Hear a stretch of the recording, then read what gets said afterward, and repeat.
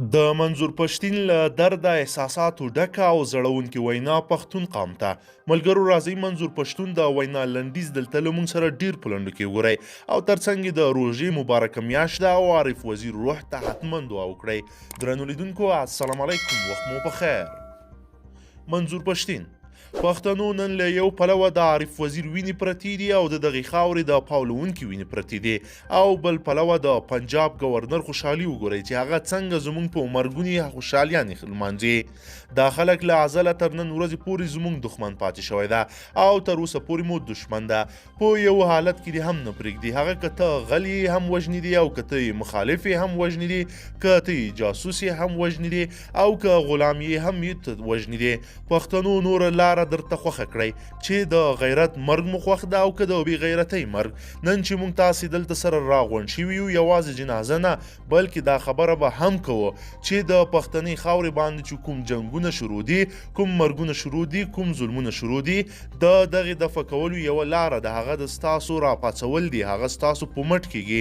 تاسو ته د خپلې خاورې مینه پیژندل دي، تاسو ته خپلو ځانونه در پیژندل دي، تاسو ته د خپلې خاورې عزت او تقدس پیژندل دي. نن په تاسو باندې یو غږ کومه، ای پښتون قومه، دا که د عارف وزیر وینه تویه شوې ده، که د خړ قمر وینه تویه شوې ده، که د ارمان لوڼې وینه تویه شوې ده، که په ریم جون 2018 په واڼه کې وینه تویه شوې ده، دا وینې د څه لپاره تویې شوې دي؟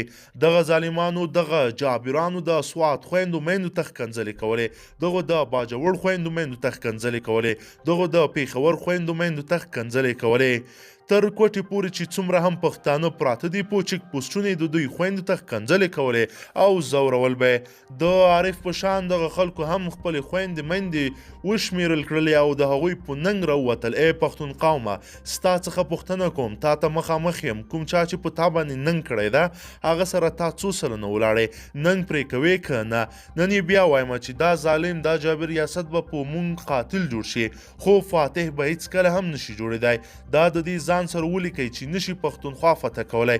دلته ډیر زورور راغلی و، موږ یې کمزوري شمارلی و، ځان یې طاقتور وشمیرلو. نن د وزیرستان په غرونو کې د فاټا او پښتونخوا په غرونو کې دغه کوم زورور پښتانه اوسیږي، هغه چې ځان ته یې زورور ویل هغه اوس نشته. داسې به سبا هم نه وي، نوم او نښان به دې نه وي.